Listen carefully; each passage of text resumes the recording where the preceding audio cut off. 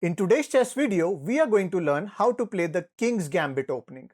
We start with the moves e4, e5 and then white plays f4. At first glance, this looks like a very risky move because white is opening up his king side to some nasty checks like this. But there is a good reason to play this. From here, there are two main lines. If black takes this pawn, that's the King's Gambit accepted line, and if he does not take, then it's the King's Gambit declined variation. In this video, we will focus on the accepted line and I will show you all the popular variations and strategies for white and also how black can counter this opening. Now when black takes, the immediate threat is queen h4 check, so white needs to be careful here. Some good options are bishop e2 or bishop c4, developing the bishop and at the same time also vacating this f1 square for the king to move. In fact, bishop c4 was played by the great Bobby Fischer to win many games in this variation. This is also called the bishop's gambit. But anyways, the best move I feel is knight f3, which is also the most popular move in this position. Now let's try and understand the objective of this opening. Black is a pawn up and he always has a slight advantage. From white's perspective, it's all about dominating the center and focusing on rapid development. Look, white has forced this pawn away from the center and now he can easily push d4 to gain central control and also try to regain this pawn. Moves like bishop c4, knight e5 and castling will all launch a systematic attack on black's king side. This is actually a very complex opening and requires a lot of study and analysis, so it is not played that often. I generally recommend playing this opening against an opponent who is rated slightly higher than you. Such a player would most likely be well versed with all the standard opening moves and easily beat you at those. So you might need to try something different and this might be your surprise weapon, especially if you have prepared for it and understand all the main ideas and strategies behind it. You can use it to complicate the game and create some unusual positions on the board to throw your opponent off guard. Just studying it a little or even watching this video will help you in trying it out in your chess tournaments. Talking about tournaments, we are having our very own Chess Talk online tournaments every Saturday for our members. If you haven't yet joined, then please make sure you don't miss out on the fun and become a Chess Talk member right now by clicking on the join button below this video. You'll find all the details over there. Okay, now let's look at the two most popular variations in the King's Gambit accepted line. In the first variation, we will see how white can get into a great position, and in the second position, I will show you how black can defend to maintain a solid advantage. Whatever lines I'm going to show you are like the best and most popular moves that have been played by both sides. At the end, I will summarize all the important ideas and strategies for both white and black, so keep watching till the end. Alright, now from here, the most common move by black is g5, defending this pawn. This is the main line. Then we play h4, attacking this pawn. g4 attacks the knight. Knight e5 saves it. Now if black tries d6, then we can simply take this pawn and equalize the material. Therefore, in this position, the best move for black is knight f6, which attacks this central pawn. Now if you want to regain your pawn immediately, you can simply take on g4. If knight takes, then you take back with your queen. And if black takes on e4, we play d3, knight has to move and then we can take on f4.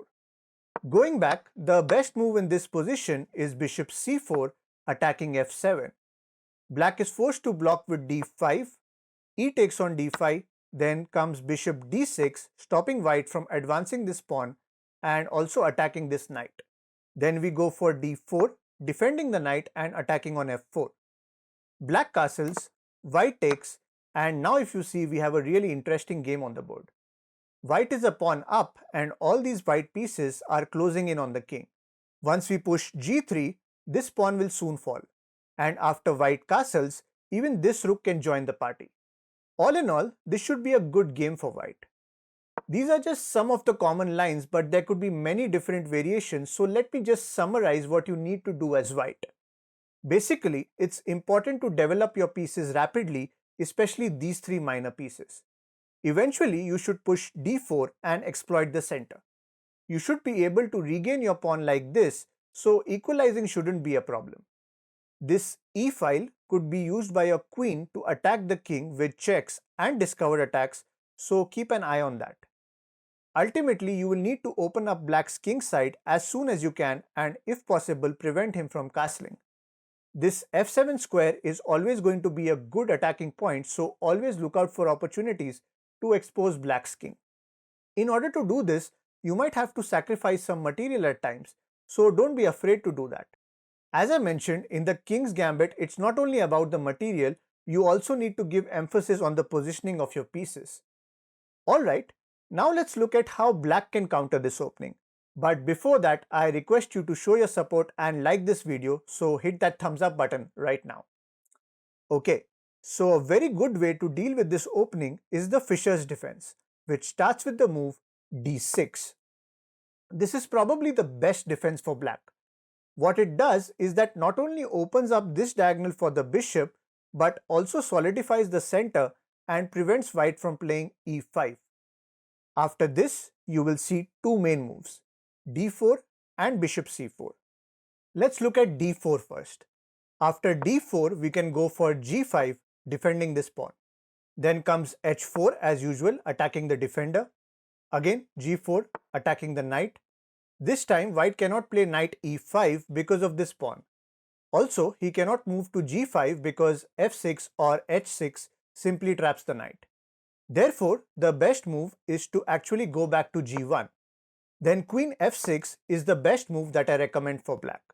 It defends this f4 pawn and also attacks the center. Then knight c3, planning to play knight d5. We play knight e7, preventing it. Knight g to e2, putting pressure on f4. Bishop h6, defending it. Queen d2, adding another attacker. Bishop d7, then comes g3, forcing this pawn to move. Pushing forward isn't a good idea because then knight f4 gives the knight a very good square and it becomes difficult for us to break through. Therefore, in this position, we simply play knight c6, attacking d4, so this knight cannot move now. G takes on f4, and finally, we castle on the queen side. If you look at this position, the material is equal, but our king looks very safe, whereas white's king is still in the center. We have all these attacking options on the king side, so this should be a good game for you. Going back, now let's look at what happens if after d6, white plays bishop c4 in this position. We start with h6, preparing for g5. Then comes d4, attacking the f pawn. g5 defends it. White can castle kingside. Then bishop g7, putting pressure on the center. c3, knight c6. Then g3, trying to open the f file for the rook and bishop. From here, we have this interesting move, bishop to h3. If he moves the rook, then we can tear apart his king side by clearing the pawns and getting our queen into the game, so that isn't looking good for white. In fact, in this position, it's actually best for white to go for the exchange sacrifice. And after all this, if you see the position, black is up in material, our king looks much safe, and there are a lot of attacking options up your sleeve. Database shows that from this position, more than 45% of the games are won by black, and only 30% of the games are won by white. Just to summarize and give you an overall perspective, as black, you need to keep in mind a few things. You need to smartly hold on to this f4 pawn. You should avoid making any unnecessary pawn moves and try to keep your pawn structure in good shape for as long as possible. Your plan should be to develop all your pieces on the king side and maintain pressure on the center with your knights and bishops. As soon as you get an opportunity, just castle on the queen side so that your king is safe, and then you can go after this white king with your entire army. Okay, so here's a chess puzzle for you all. It is white's turn and you need to find the best move continuation for white. Do share your answers in the comment section below. If you like this video, you should watch this video as well, which is all about the Danish Gambit.